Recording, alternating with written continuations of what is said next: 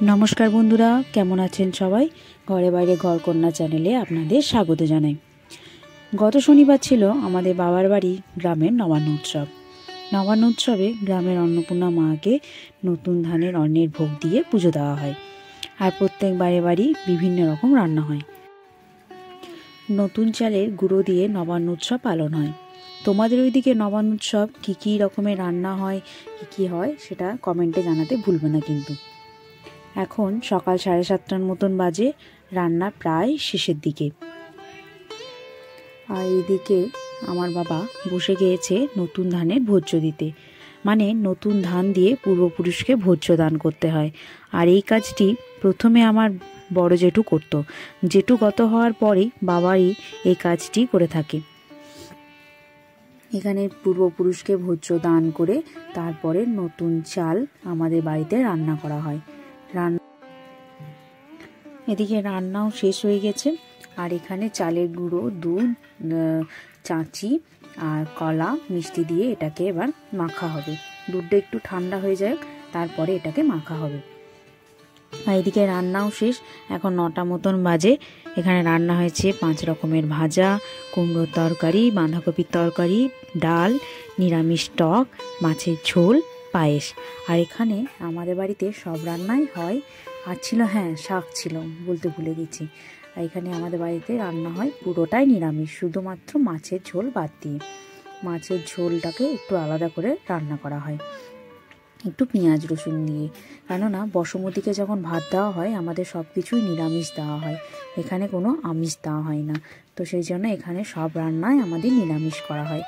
আর বেশ ভালোও লাগে, জানেন তো, অন্য দিনের থেকে একটু আলাদা রান্না হয়, বেশ খেতে অন্যরকম লাগে। নিরামিষ টকটা তো জাস্ট অসাধারণ লাগে খেতে।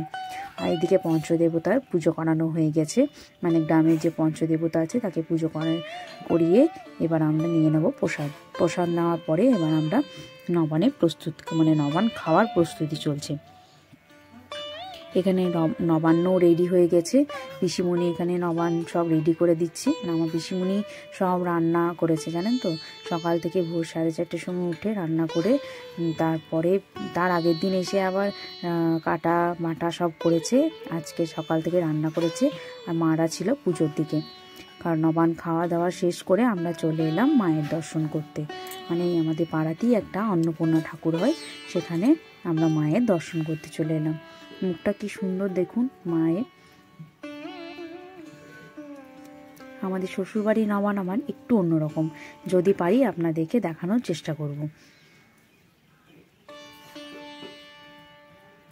নবান্নের দিনটি আমাদের এইভাবেই কেটে গেল। আজ হচ্ছে বাসি নবান্ন। বাসি নবান্ন মানেই হচ্ছে বাসি তরকারি, মিষ্টি দিয়ে মুড়ি মাখা। আর মুড়ি, এই বাসি জিনিসটা দিয়ে মুড়ি খেতে বেশ ভালো লাগে, মানে কি বলবো, নবান্ন বলে কথা। আর বাসি নবান্ন আর খাসির মাংস হবে না, তা হতেই পারে না। আর এই বছরে খাসির মাংস দায়িত্বটা পড়লো ঠিক আমার ওপর।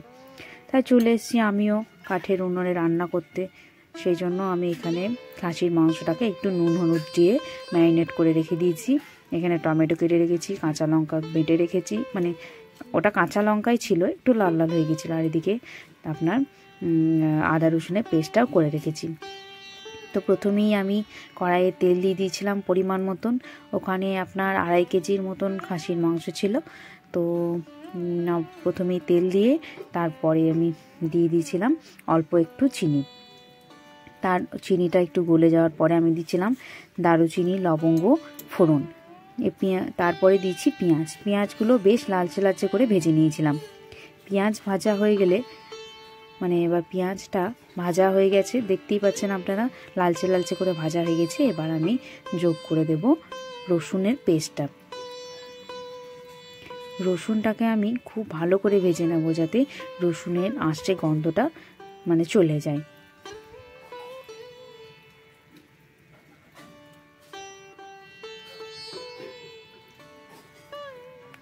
বেশ কাঠের উনুনে রান্না করতে বেশ ভালোই লাগে বলুন, একটু খাওয়ার টেস্টটাও বেশ অন্য রকমের লাগে সবারই। বেশ খানিকক্ষণ টাইম ধরে আমি রসুনটাকে ভেজে নিচ্ছি। প্রায় 1-1.5 মিনিট ধরে আমি রসুনটাকে ভেজে নিয়েছি। এরপর আমি দিয়েছি আদা। আদাটাকে আমি খুব বেশিক্ষণ ভাজবো না, কেননা আদাটা ভাজলে একটু তেতো তেতো হয়ে যায়। তো একটু সামান্য ভেজে নিয়ে আমি এর সাথে দিয়ে দেবো মশলাগুলো। দিয়ে দিলাম ধনে আর জিরের পেস্ট তো ছিল এখানে ডাস্ট মশলা, তো সেই জন্য ডাস্ট মশলাটা দিয়ে দিলাম। সঙ্গে একটু দিয়ে দিলাম জল।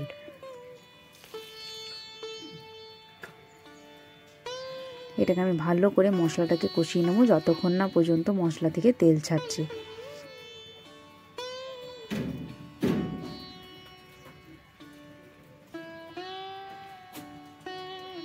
এই দেখুন প্রায় তেল ছাড়তে লেগে গিয়েছে।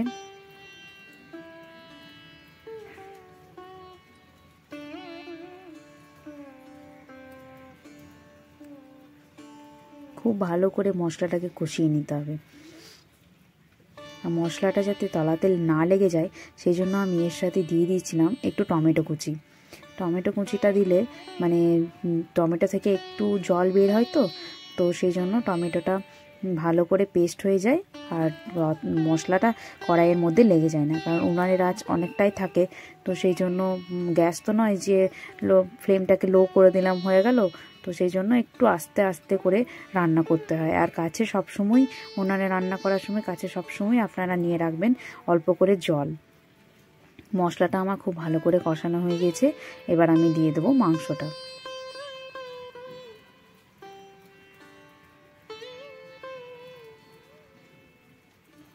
কিন্তু খাসির মাংস যখনই রান্না করবেন আপনারা যে তেলটা দেয় খাসির মাংসের, ওই খাসির মাংসর তেলটা যেন আপনারা প্রথমেই দিয়ে দেবেন না, তাহলে গলে যাবে।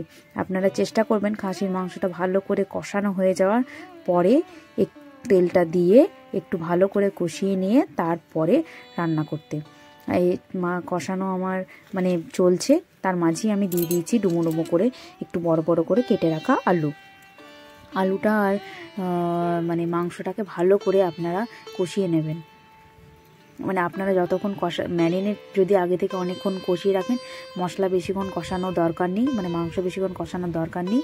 আপনারা যদি মানে ম্যারিনেট যদি না করে রাখেন তাহলে মশলাটা একটুখানি টাইম ধরে কষিয়ে নেবেন। মানে ম্যাক্সিমাম 30 মিনিটস তো মানে কষাতে হবেই, যাতে ভালো করে রান্নাটা হয়।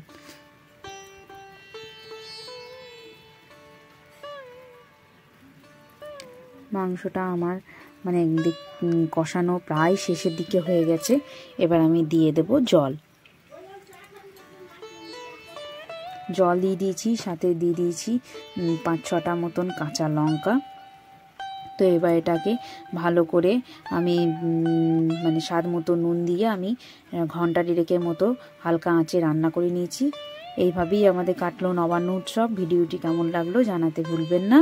আর ভিডিওটি যদি ভালো লেগে থাকে তাহলে একটি লাইক করে দেবেন। Thank you. সবাই ভালো থাকবেন, সুস্থ থাকবেন, সাবধানে থাকবেন।